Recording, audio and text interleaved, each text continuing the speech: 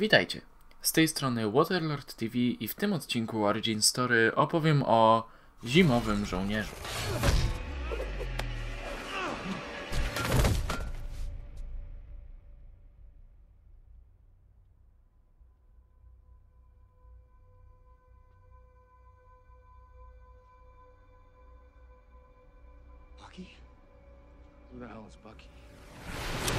Jeśli oglądaliście ostatni odcinek, to wiecie, że w najbliższych tygodniach kolejno ukazywać się będą główni bohaterowie serialu The Falcon and the Winter Soldier.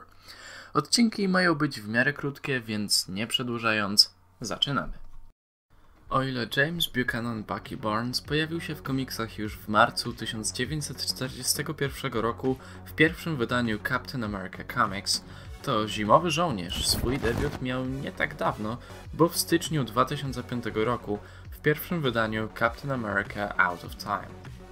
W jednym z pierwszych komiksów, jakie wydał Marvel, poznajemy młodego Bucky'ego Barnesa, sierotę, który chcąc w jakiś sposób brać udział w wojnie, zaczął pracować jako maskotka w Virginii, w obozie, w którym stacjonował Steve Rogers.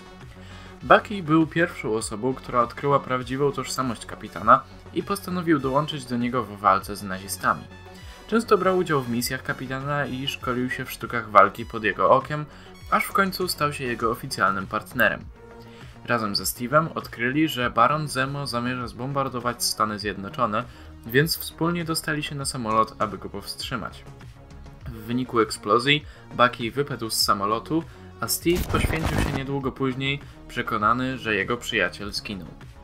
Po wielu latach okazało się jednak, że w trakcie eksplozji Bucky stracił rękę, ale zimne wody oceanu, do którego wpadł, zachowały jego ciało przy życiu przez jakiś czas, do momentu, kiedy odnalazła go sowiecka łódź podwodna.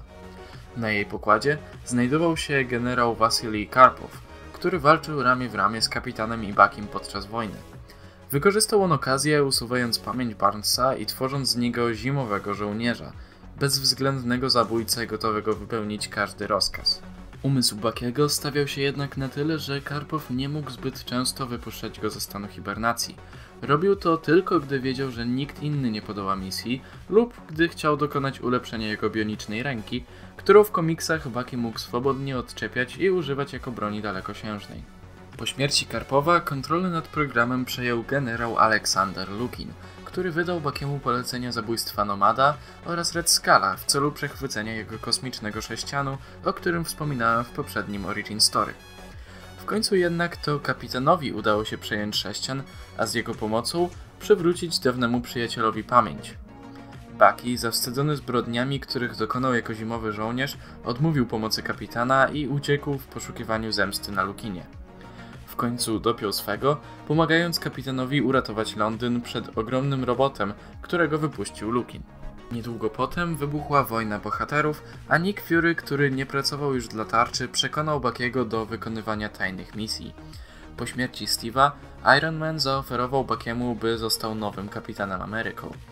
Ten zgodził się, jednak zażądał, aby tarcza odwróciła wszystkie skutki czyszczenia pamięci i zaznaczył, że jako nowy kapitan nie będzie przed nikim odpowiadał.